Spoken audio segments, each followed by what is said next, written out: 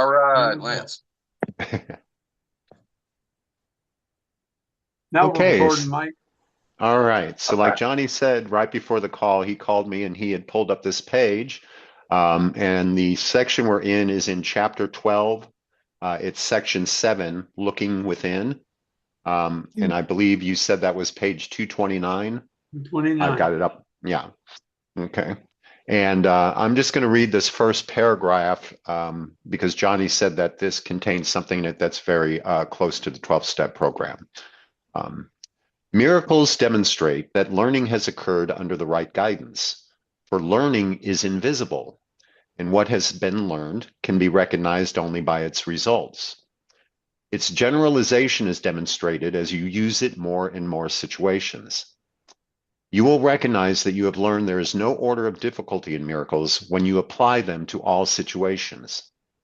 There is no situation to which miracles do not apply, and by applying them to all situations, you will gain the real world. For in this holy perception, you will be made whole, and the atonement will radiate from your acceptance of it for yourself to everyone the Holy Spirit sends you for your blessing. In every child of God, his blessing lies, and in your blessing of the children of God is his blessing to you. And Johnny was telling me that in that very first sentence, miracles demonstrate that learning has occurred under the right guidance, for learning is invisible, and what has been learned can be recognized only by its result. He was pointing out that you guys have a very similar belief in the 12-step program in that you will recognize somebody else's healing before you recognize your own healing. Oh, yeah. And that's very much what the course's forgiveness practice is all about. We forgive others and we ask the Holy Spirit to give us a corrected perception of that person. And through our forgiveness of other people, we gain the ability to start seeing the innocence in other people. And when we see the innocence in other people, we realize that the same thing must be true of ourselves. And that's what it's talking about with the idea of generalization here, that as you learn to see the innocence and holiness in other people and the healing in other people, you realize that that applies equally to everyone, including yourself. So in other words, it's like forgiving other people is what enables you to forgive yourself, because the ego has projected that guilt out onto everyone else. You know, that's the ego's path to salvation. So you kind of work at it backwards. You work at it from forgiving other people, gets you to the point where you're willing to accept that forgiveness for yourself. And with that, I'm complete for the moment. Did that bring up any questions for you guys? No? I don't think so. No questions. Just emphatic. Yeah, absolutely. Johnny's correct. I mean, and what he's bringing up, that is exactly what we experience. Um, it seems like a small thing on one hand, but it is not. If you've walked the road that a lot of us have, everybody struggles. I understand that, but I understand the struggle of the addict or the alcoholic. I am one. To go from that place to another place that are seemingly in opposite worlds. And oftentimes, yeah, it is pointed out to you by other people before you recognize it in yourself. It's a wonderful thing. I think you hit the nail on the head. I love this. I'm eager to learn more. So no question, just yes. Agreed. Just yeah. I love that. And I love that it points out the generalization is demonstrated as you use it in more and more situations. I love that. But we tend to, most addicts and alcoholics that I've worked with anyway, including myself, we tend to, once we see that, we tend to isolate it to a particular situation instead of generalizing it and like, wow, this could be for everybody. And I know, like for me, like I would heal a certain aspect of my life and then think, okay, that's it. Not realizing that I could use that same principle in every aspect of my life. And once we really get a hold of that principle, can help us in so many other areas. It broadens the highway to healing and makes healing so much easier to access. I hope that makes sense, and I'm complete.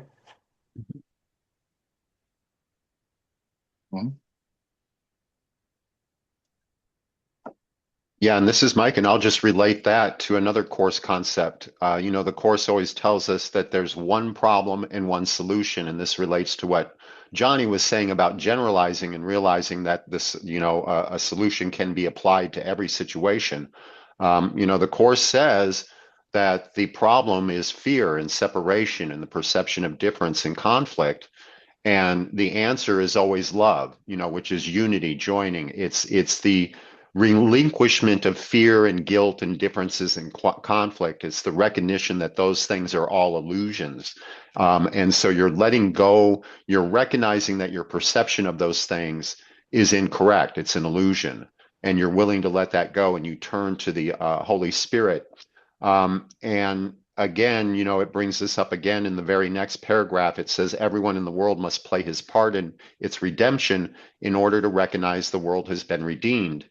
You cannot see the invisible, which is learning, or the cause, the reason why everything is illusion. Yet if you see its effects, it must be there. So by practicing forgiveness and being willing to forgive other people and recognize that your perceptions of differences and conflicts and separation and fear are illusions, they are incorrect, you are allowing the Holy Spirit to give you that new perception. And when you see that your perception of people and experiences has changed, you realize that does not follow the world of forms, physical laws. You realize that something has occurred that shows you that what you're seeing here in this physical world is not real. It's not true. And so it tells you that what you cannot see in the moment, you cannot see the Christ, you cannot see the perfect unity of God, but you can see its effects. And so it's there. And so I'm hoping that this will relate to, because this seems to relate to what Johnny just said, I'm hoping that it will relate to some principles in the 12-step program. And with that, I'm complete again.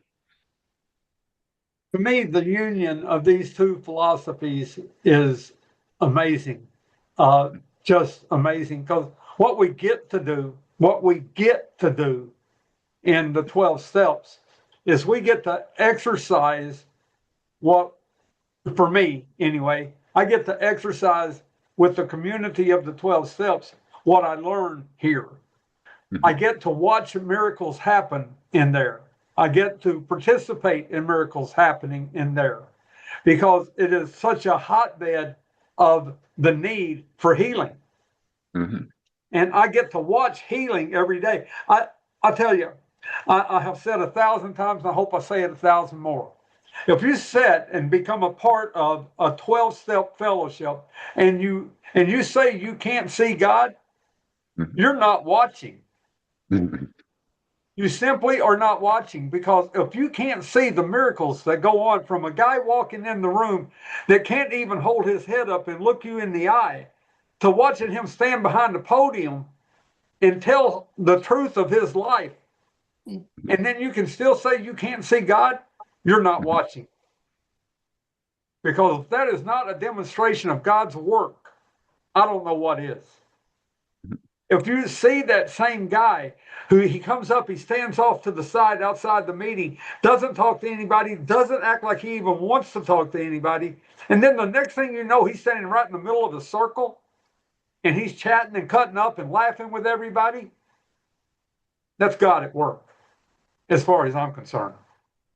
And so in my mind, when I choose to look, I see God's presence in every meeting I go to. But that's because I choose to see God's work in every meeting I go to, instead of seeing the darkness, because the darkness is there too, if I choose to look for it. And I'll be honest, sometimes I choose to look for it. Mm-hmm. And when I choose to look for it, by God, it shows up. But that brings me back to something else that I've said for a lot of years. We don't see what we look at. We see what we look for. And when I go to one of those meetings and I'm looking for the darkness, I'm going to damn sure find it. Mhm. If I go to those meetings and I'm looking for the light of love, I'm going to damn sure find it. And with that, I'm complete.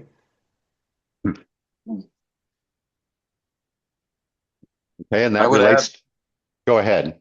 Mhm. All right. I've talked I would enough. add. No, I don't think so. I like getting to speak. I learn a lot from you guys. I'm just trying to give you something, the layman. Uh,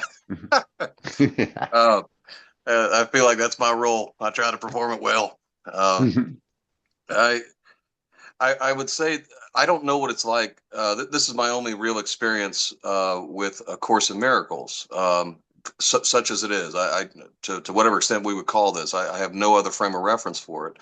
I will say many of my friends in Florida, where I grew up in our 12-step program. I grew up in our 12-step program.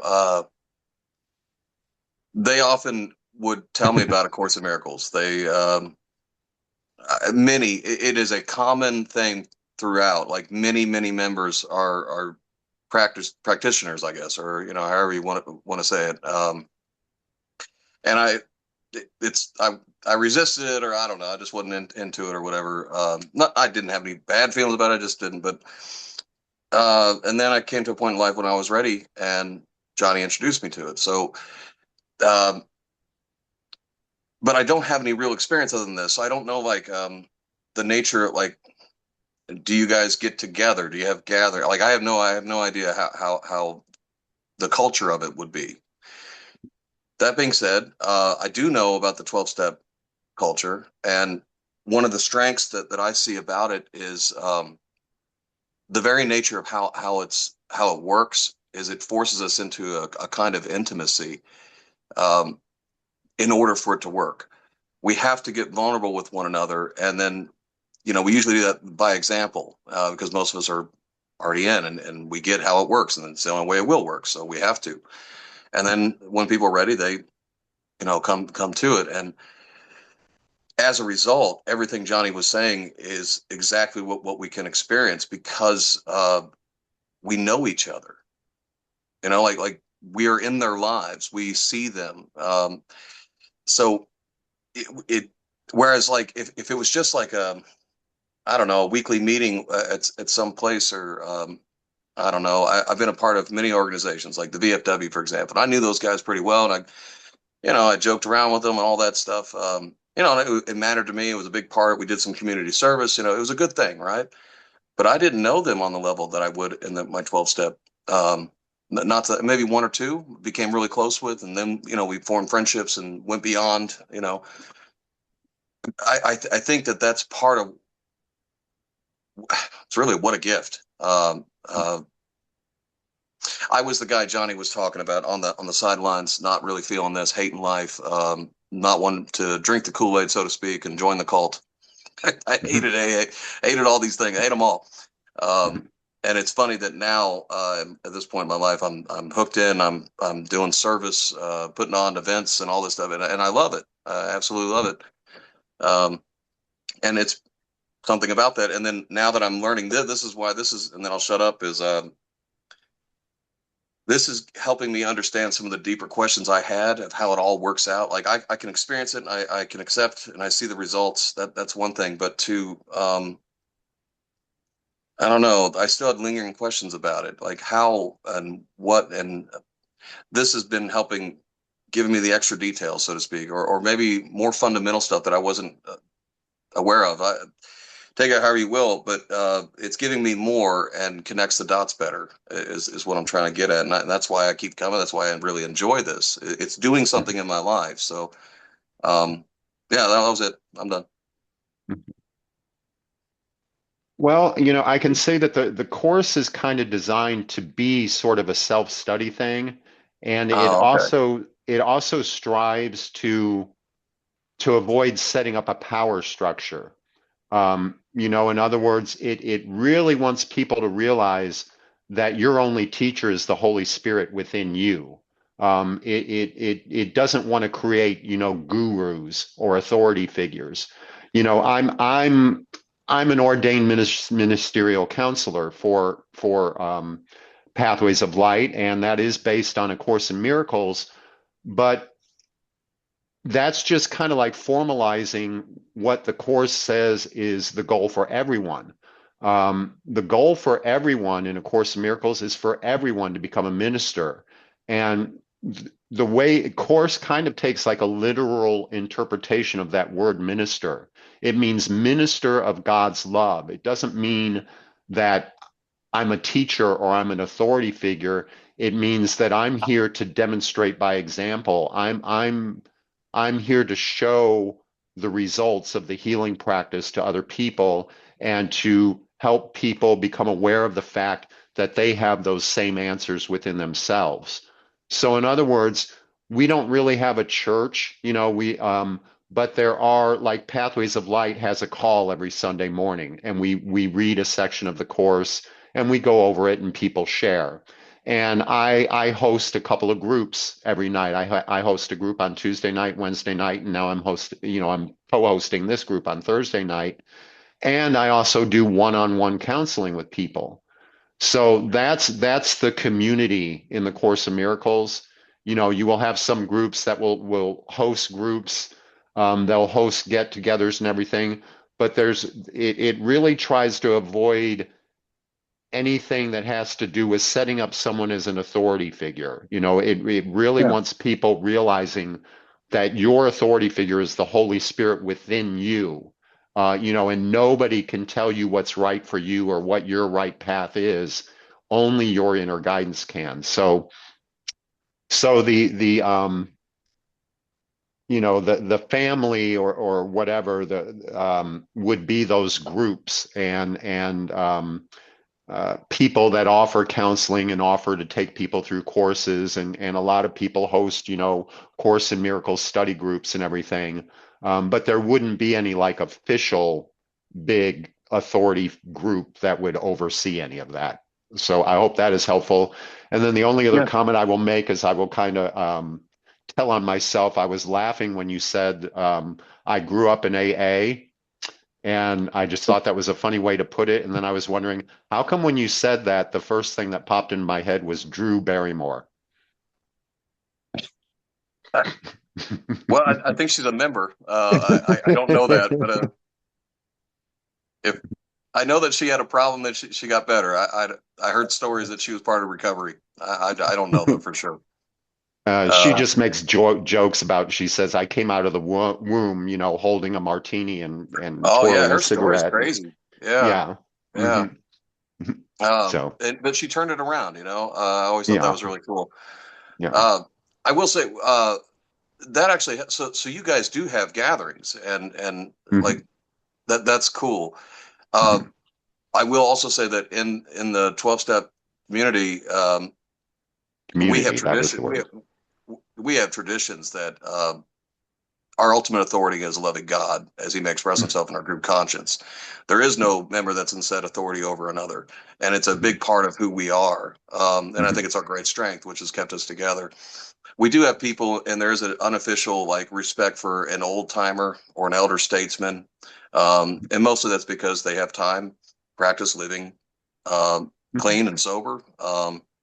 And that time is wisdom, and we learn to respect that. But, they're also bows on the bus is a type of phrase that we often use. We're all on the same bozo bus, I've always liked that because one of the things we would say is that we're rebellious by nature, we're defiant to our core.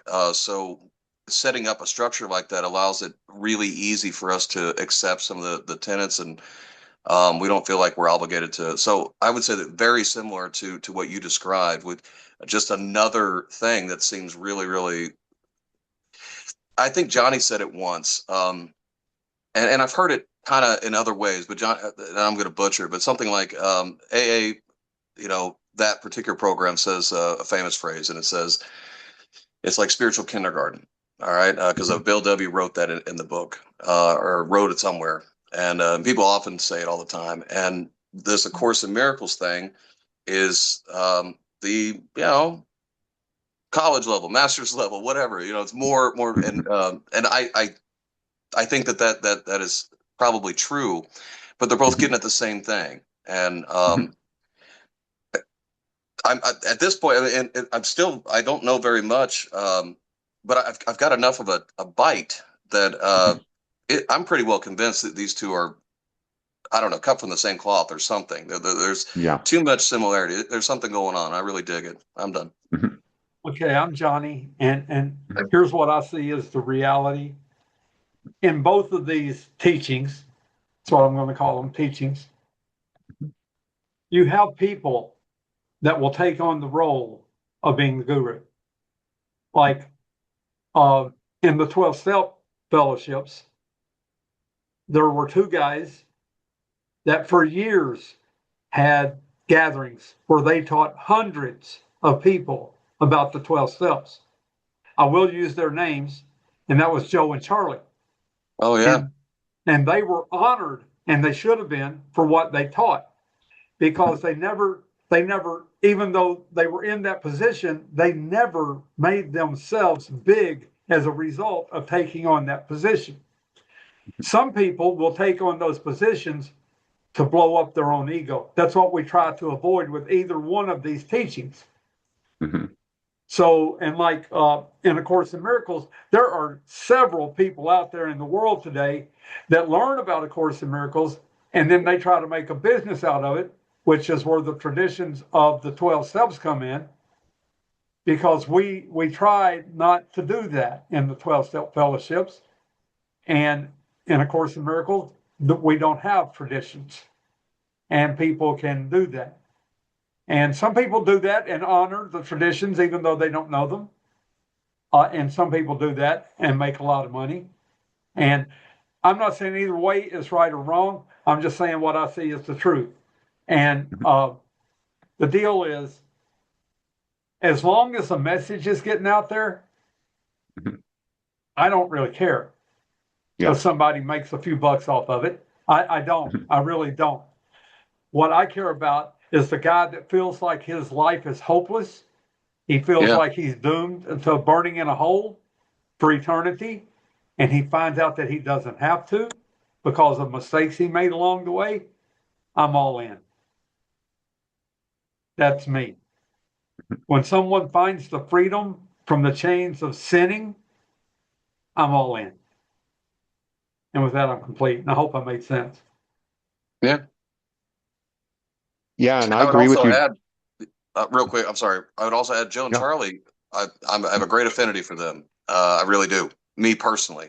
But we also, any member was free to reject what they said or not listen to that. Like, and it was all, you know what I mean? Personally, I dig them. But if you don't, so what? It still goes on, and you're still a member, and they were no greater than or less than. We might hold them in high regard because I appreciate their wisdom and their knowledge, right? Me personally, and a lot of people did.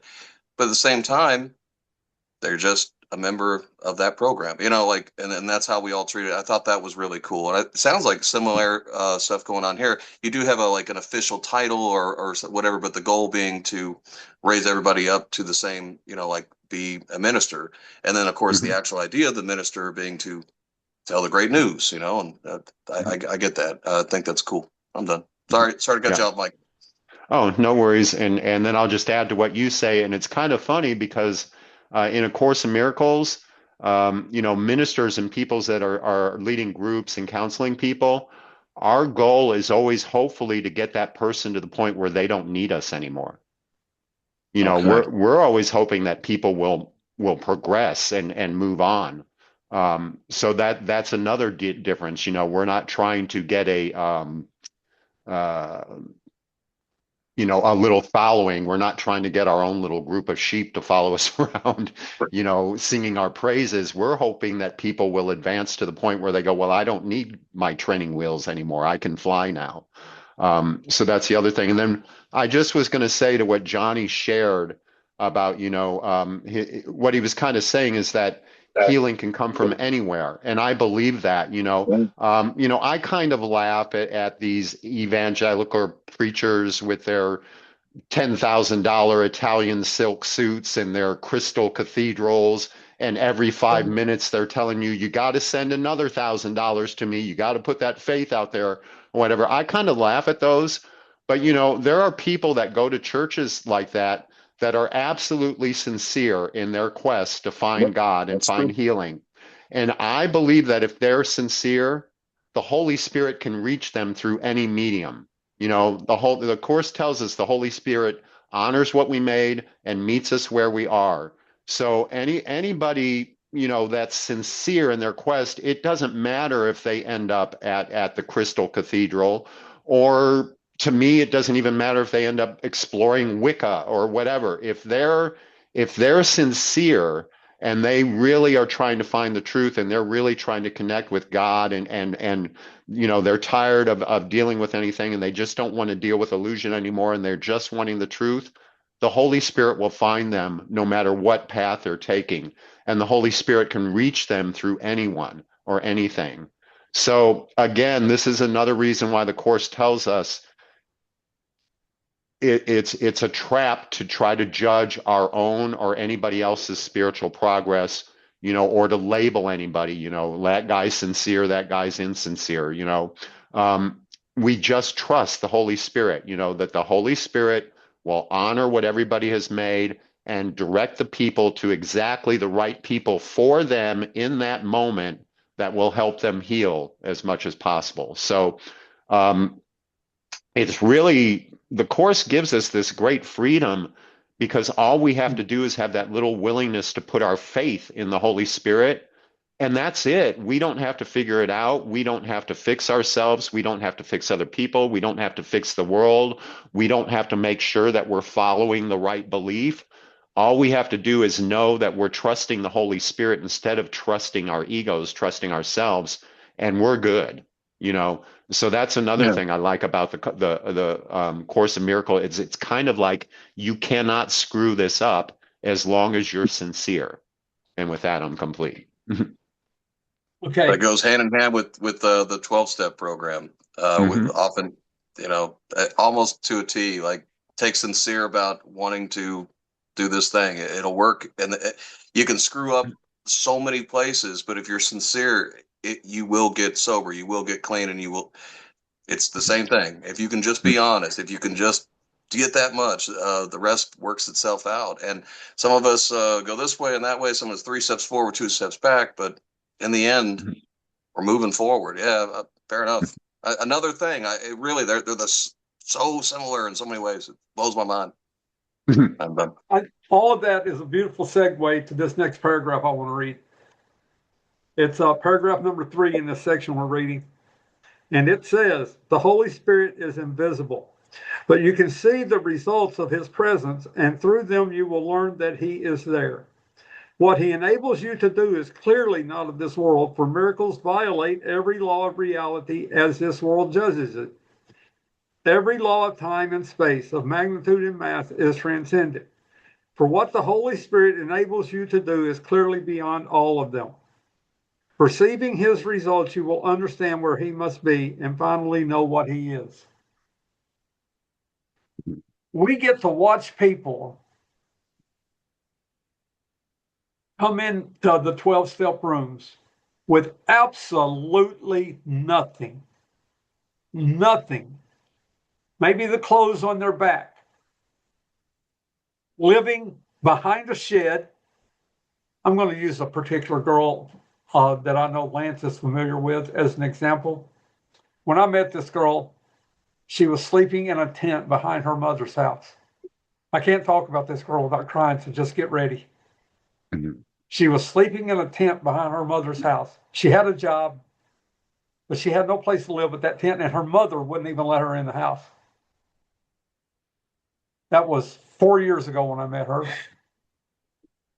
Well, after about 6 months, her mother finally started letting her in the house. She managed to keep that job, even though she was living in a tent. She kept that job. She got promoted at that job 2, 3, 4 times. She finally found a boyfriend that was not abusing her, that was supporting her in her growth, still supports her in her growth. And to me, she's a hero. because she keeps struggling to do the next right thing, even when evidence, she has evidence in her life to say it's not worth going on. But she keeps going on. That is the miracle that I get to watch. I don't see the Holy Spirit in her life, not like see this being, but I see the Holy Spirit in her life by the results of what he's doing in her life. That's how we see that. But we have to realize that's what we're looking for. At one time, I could have looked at her life and said, there's no God in her life. She's lost. She's never going to be found. But I kept seeing God in her life. And she rose above it. And she is an amazing human being. She's kind of like a beacon for me to strive to be like. Now, some may look at her and say, she's nobody to strive to be like because of the accumulated value that she has in the stuff that she owns. I don't care about the stuff. I care about the value that she carries with her and how she lives. Yeah, I'm complete. I don't know her, but I know that story. I've seen it many times. It's quite, I don't know. We get to see that. And I think that's a wonderful thing. I don't think a lot of people do. I mean, unless you're part of this kind of work or this kind of, it's something. Well, I learned I guess what we're talking about. There's an old joke is that, I can't call who's going to stay sober, I think I can, and then I try, and you never know. You never know because I don't know. Because I don't know all the ins and outs of what's happening under the unseen things that are happening on the server that are happening with that person. What looks like this is actually this. You never know. What I do know is that anybody who really, really wants it is sincere enough to actually do what we do. It'll work. And it's worked for every single body who's ever really done it. And I think it's a beautiful thing. And then you watch them rise up. Many times have I seen the story of the homeless person, couple years sober, and now they've started their own business, or they fell in love, and now they got a kid on the way, and they got a steady job, many, many, many times. And it sounds like it's crazy, but it's not.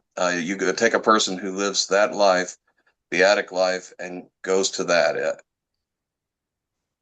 Might as well be a miracle. I mean, what is it if it's, I don't know. Well, if that's not a miracle, what is, I don't know. That's it.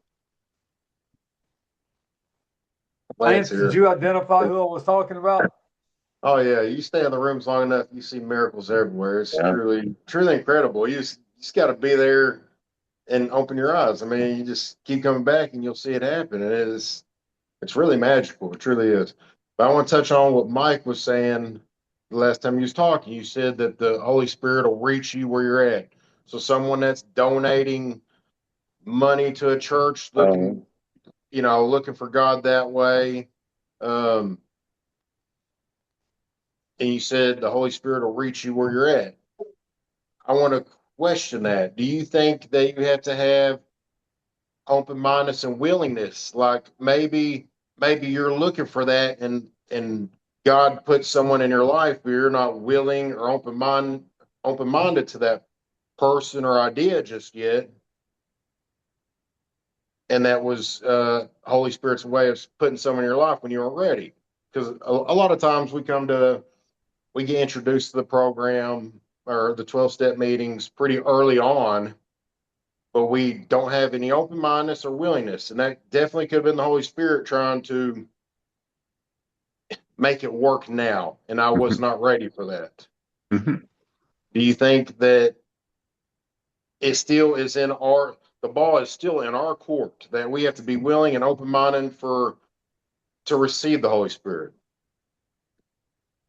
Yes, I believe that, the Course tells us over and over again that all the Holy Spirit asks you for is your little willingness.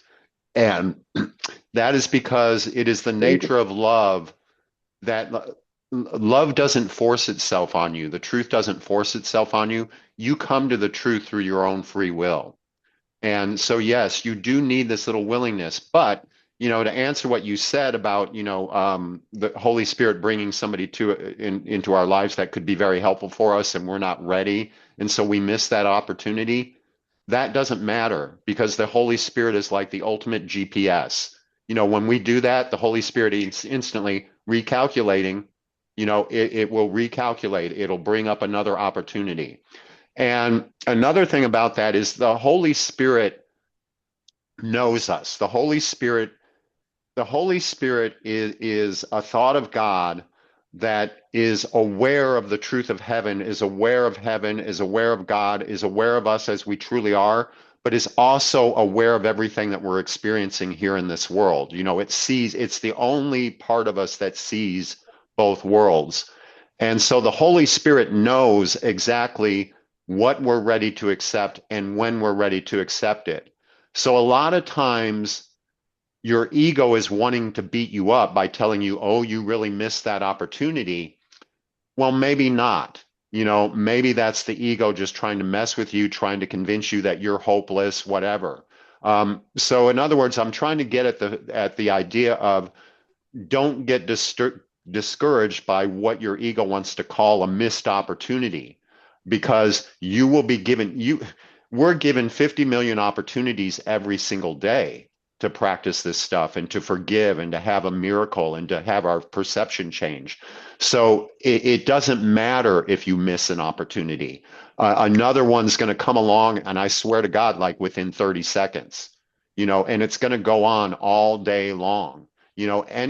Anytime you're out in public, just smiling at somebody can change their whole day. Yeah. Being kind to somebody that's having a hard day, can change their whole day and can change the way that they're going to interact with everybody down the road.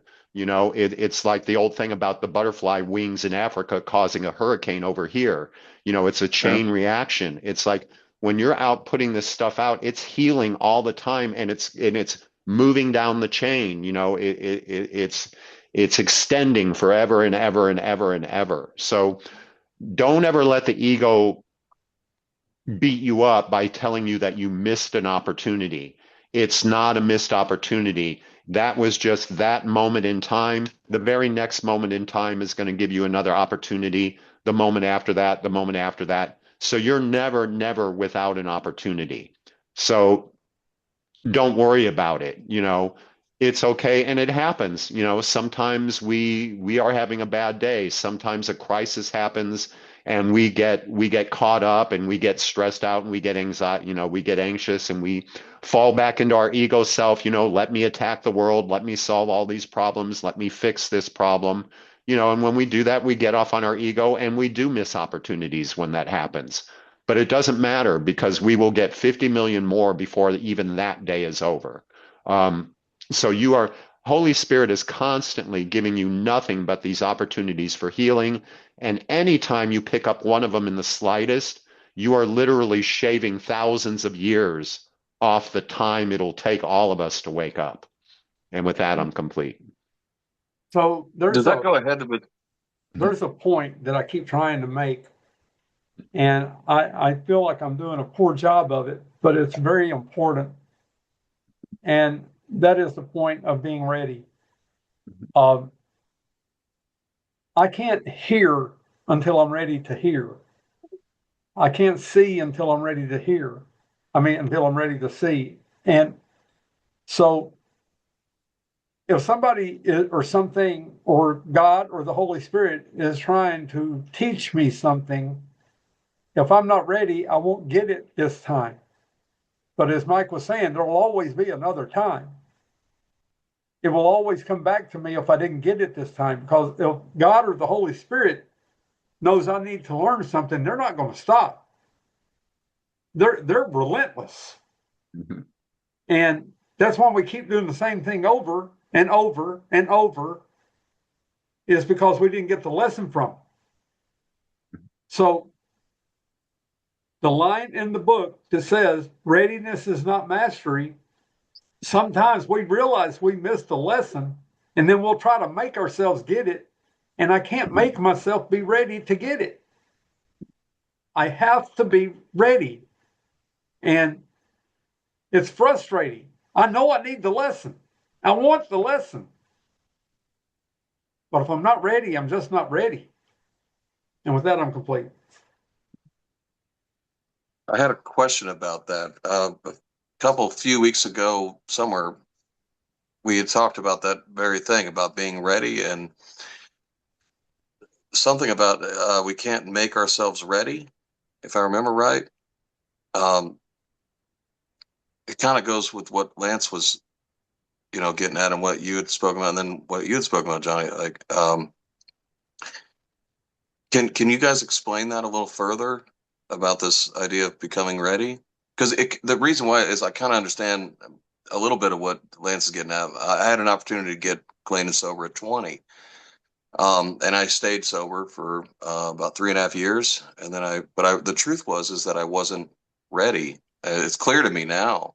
I tried, but when I was ready, I was really ready. And I can see the difference looking back at those two moments. And there was probably tons of moments in between, but those two I actually jumped on, right? The way I experienced it, I can tell you the sequence of events of what happened. I can tell you that my story, right? But why it worked, how it actually happened, to me, that's still a mystery. The way I think, or maybe the way I thought back then, as far as I can tell you, there's no good reason why I should be clean and sober today. And yet I am. I should have talked myself out of it, but I didn't. And I don't exactly know why, because I had it all the other time. So, like, for whatever reason, I could say I was ready then, but how? And how could, I guess if the inclination for me would be, if I can figure out how I became ready, then maybe I can use that to capitalize on some of the other things I need to be ready for, right? But then I hear you guys say, well, we can't do that, or something like that. So if you could give me some clarification, I'd help. Thanks. I think maybe this Okay. reading, I'm going to read this, if I may. I think it might help clear that up. And it so relates to our rooms and our alcoholism. At least to me, it does. This is talking about how we develop trust, actually. And it says, first, they must go through what might be called a period of undoing. This need not be painful, but is usually so experienced. It seems as if things are being taken away, and it is rarely understood initially that their lack of value is merely being recognized. How can lack of value be perceived unless the perceiver is in a position where he must see things in a different light?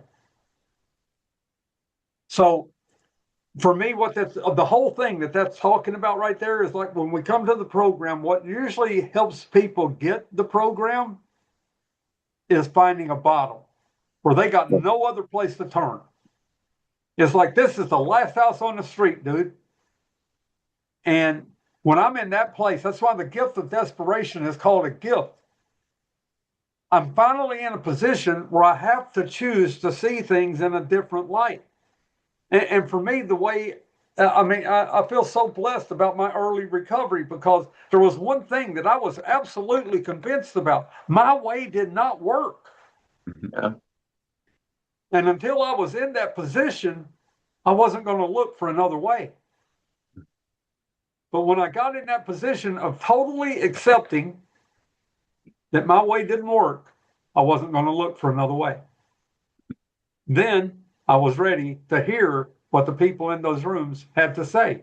Before that, I was not ready to hear what they had to say, and I didn't give a damn about what they had to say, because I knew.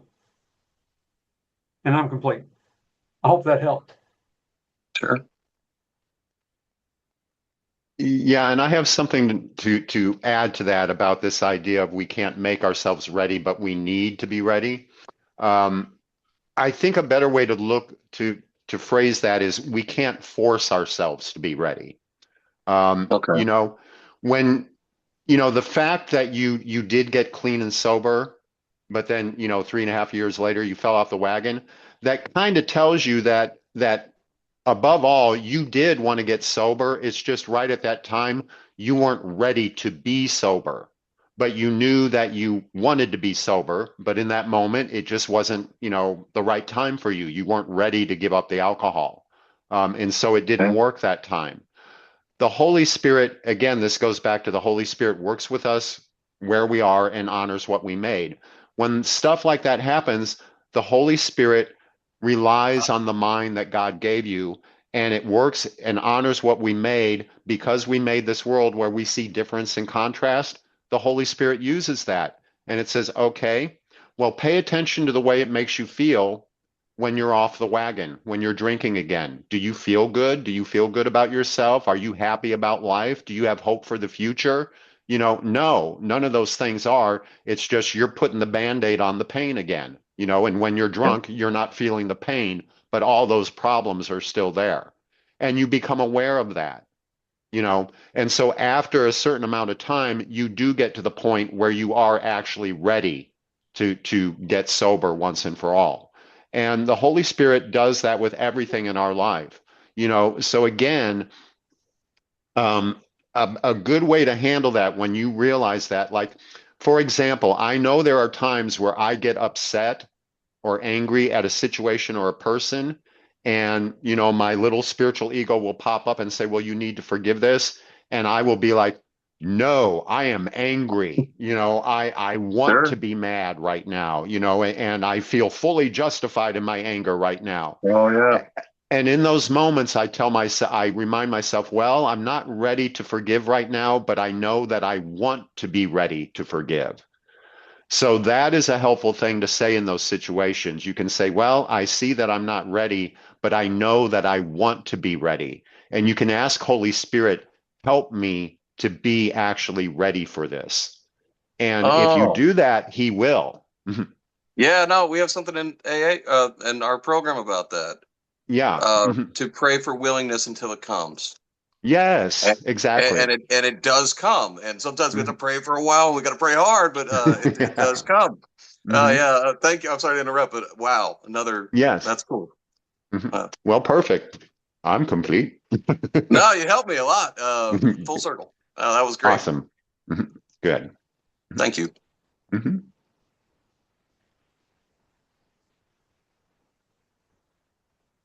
So it's a process. All process. Yeah. Okay. Fair enough. Would you Yeah, this is would the you, big peeling of the big onion. would you say that most people look externally instead of within? Yes. Mhm. Yeah, I would say so too.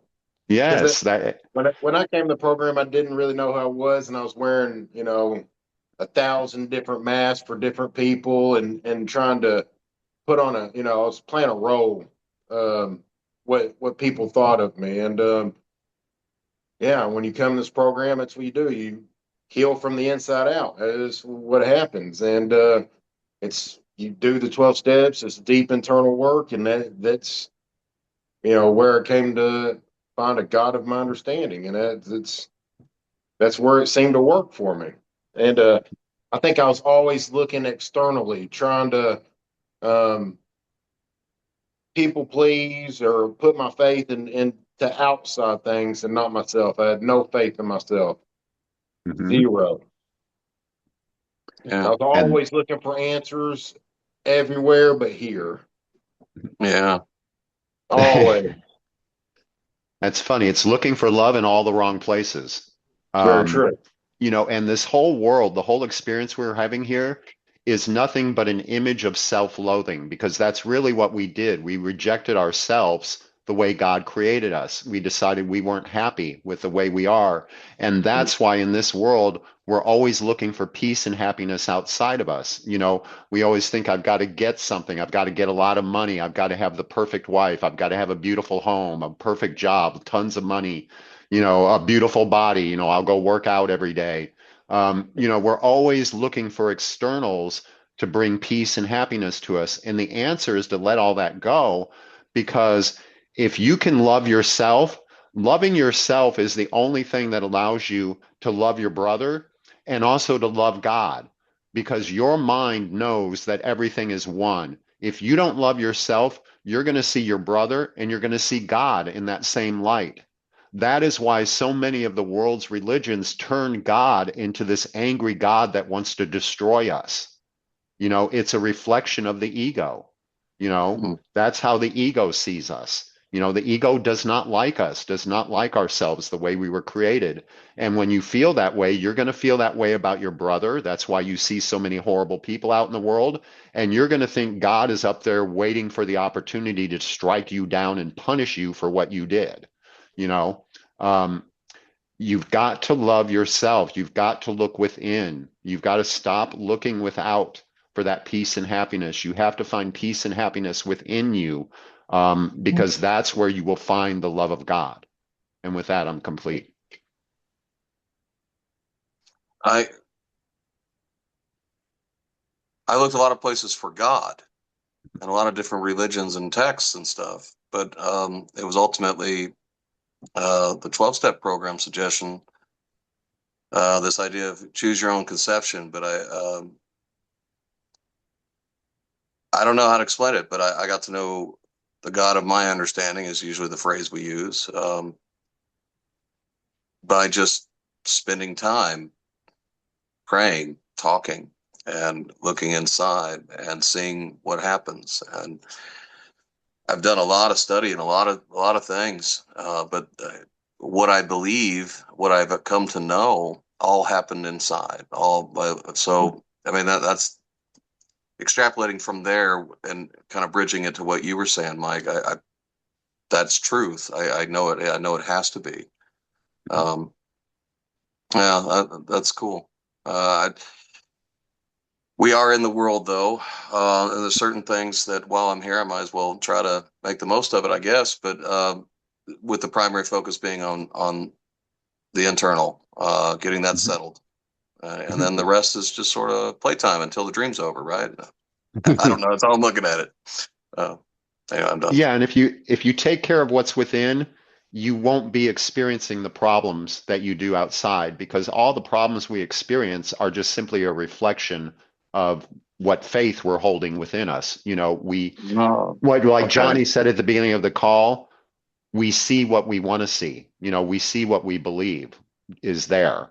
So when you're healing within, you will find that it's kind of just a side effect. It's not the main purpose, but a side effect of healing will be that your situation in this world will improve and your relationship with other people will improve, and you will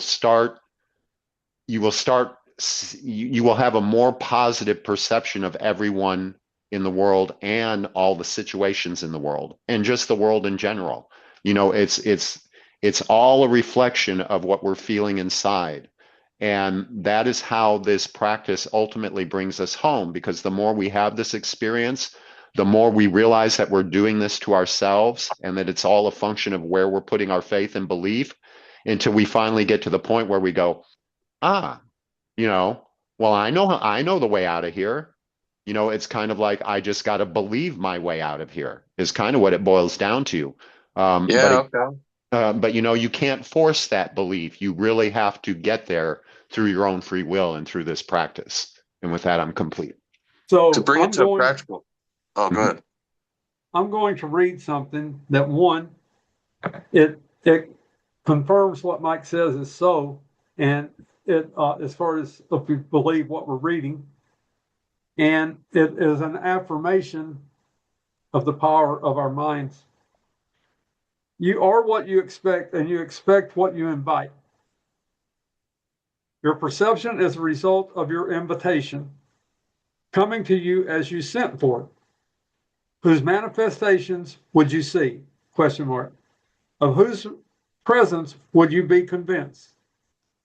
For you will believe in what you manifest, and as you look out, so will you see in. Two ways of looking at the world are in your mind, and your perception will reflect the guidance you have chosen. So if we have chosen to see through loving eyes, we will look out and we will see the love in the world. If we have chosen to be afraid and let fear lead us, we will see all of the ugliness. But we make the invitation.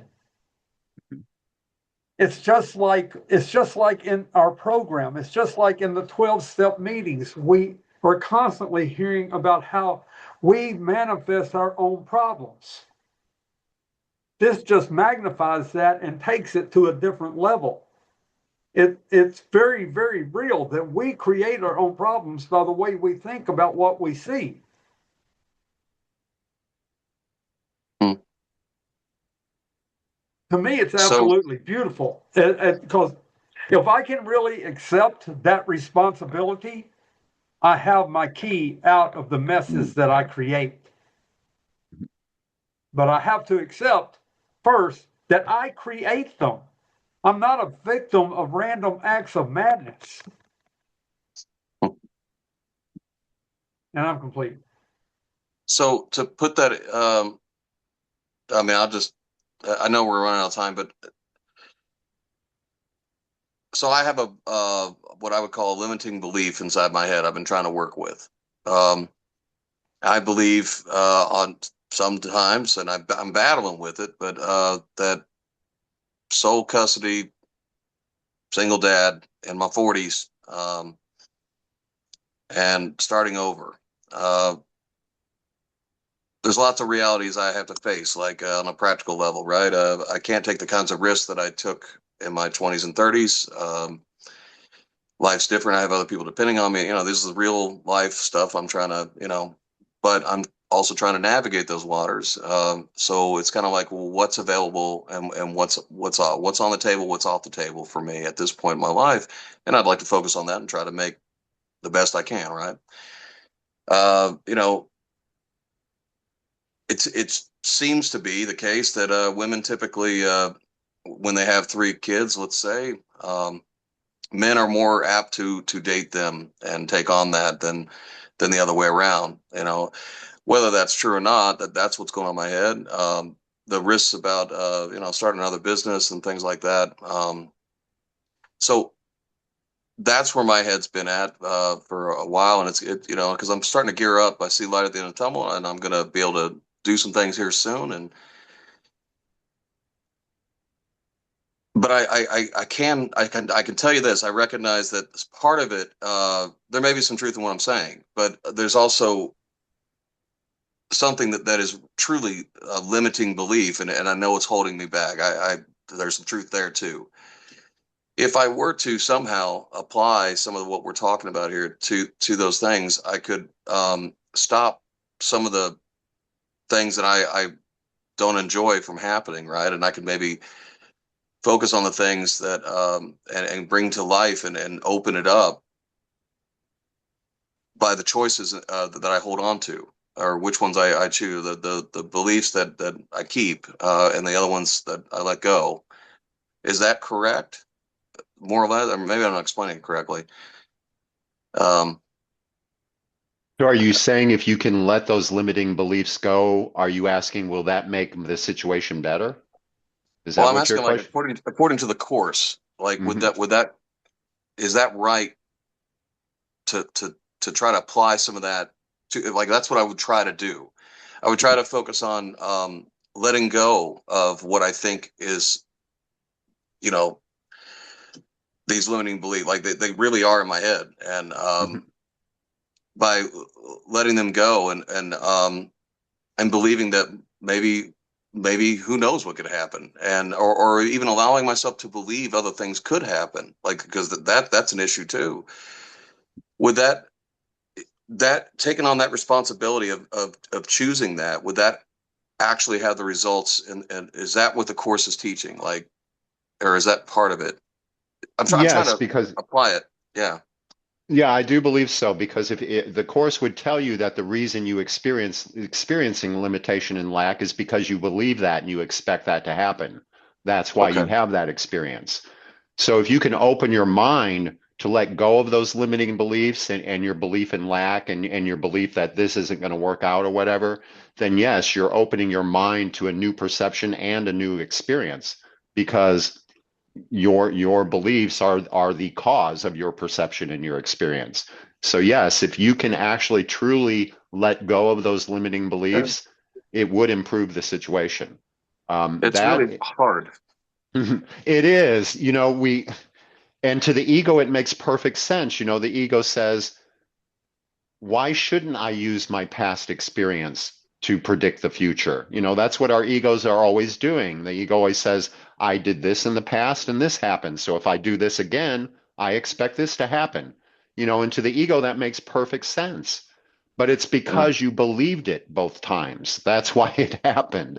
Okay. Again, we're back to the thing where it says salvation is so simple, but it's not easy, because it's not just your lifetime of the ego's beliefs that you're attempting to overcome. It's our shared experience. In our shared experience, our egos have been telling us this stuff for millennia. Yeah. This is the programming that we're trying to counter. So from our perspective, it doesn't seem easy sometimes. But every little victory you have, every little bit of forgiveness that you actually achieve, and you get that corrective perception and the experience actually changes, and you actually get to the point where you're like, that person changed, they completely changed, and I didn't do anything but change my opinion of them. That will convince you that it's true. And the more that you become convinced that it's true, the easier it will get for you to let go of these limiting beliefs. So, your progress will help you, in other words. And it will get easier and easier as you make more and more progress. And so hopefully that's a source of some hope.